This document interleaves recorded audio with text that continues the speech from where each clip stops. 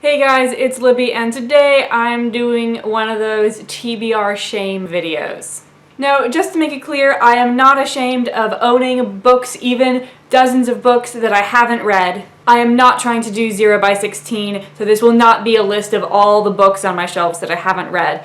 But there are some books, either that I've owned for quite a while and just have not read, or I feel like everyone else on the planet has read them except me, and I feel shame about that. So let's just get it out there in the open.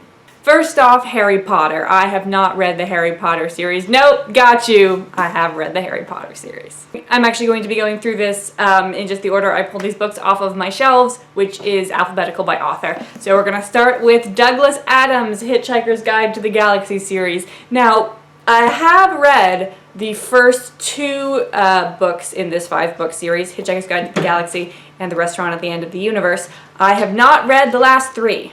I finished Restaurant at the End of the Universe back in high school. Yeah, definitely high school, not college. So it's been at least 5 years since I finished that one, which makes it the longest time between books in a series that I've read when I haven't given up on the series. Did that make sense? I feel like that didn't make sense. The amount of time between my reading of The Restaurant at the End of the Universe and Life, the Universe, and Everything will be the greatest amount of time so far that has just passed, I can't even words anymore, between books. I hope you got that. In a series, books in a series. Then we have These Two Buttes by Daphne du Maurier. This is her biography of Branwell Bronte called The Infernal World of Branwell Bronte, and her collection of short stories called Don't Look Now. This collection is most famous for containing the story The Birds, which inspired the Alfred Hitchcock film. And the reason I'm ashamed about not having read these is because Daphne du Maurier is my favorite author. And I'm actually ashamed about not having read basically any of her books. But these are the only 2 that I own that I can show you. I've read 2 books by Daphne du Maurier, Rebecca and My Cousin Rachel, and I absolutely adore them. And I have no excuse for not having read anything else by her.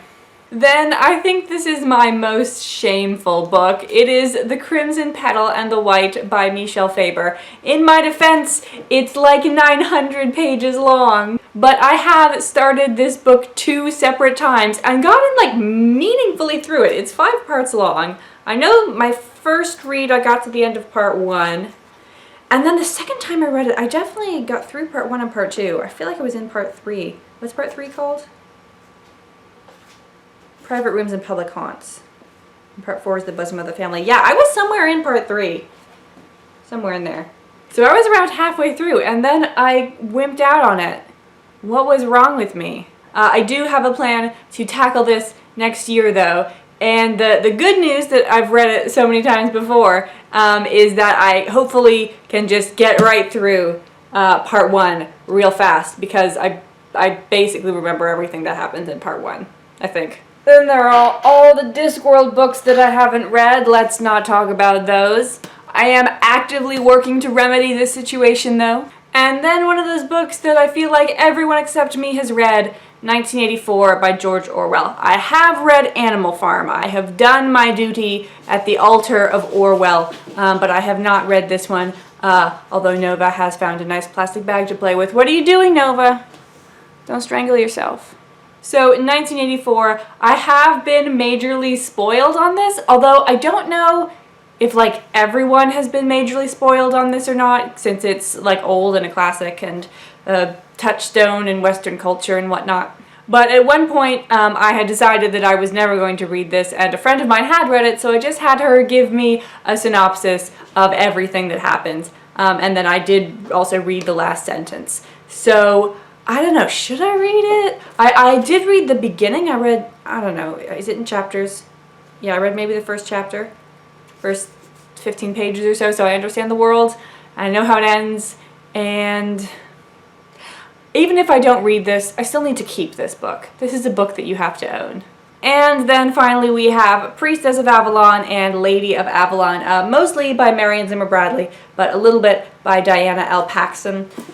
These are prequels to The Mist of Avalon, which I think is pretty well known. It's a big Arthurian saga. I was very impressed by The Mist of Avalon. It's not, you know, my favorite book that I've read, and it's not the best book that I've read, but I believe it is the book that had the most hard work put into it that I have read. And so I've read the 2 books that were written entirely by Marion, Mist of Avalon and The Forest House. And I started Lady of Avalon right after Mist of Avalon. But Lady of Avalon is actually a set of 3 novellas. And one of them, the first one, is a direct continuation from the things that had happened in The Forest House. So I was like, okay, I have to put this one down and then go read The Forest House. And then I can read Lady of Avalon. And the events of Priestess of Avalon take place like between the 2nd and 3rd novellas of Lady of Avalon. So I wanted to at least start this and get to the correct year before I started Priestess of Avalon. This is all very confusing, I'm sure. But basically, I haven't read these 2 books, despite the fact that I've owned them for many years and enjoyed works by their author before. Come on, Libby, get on top of your reading game. So those are the books that I would prefer you not bring up in conversation, because I will have to awkwardly say that I have not read them, or that I tried to read them and then put them down. Okay, I will see you with another less shame-filled video soon.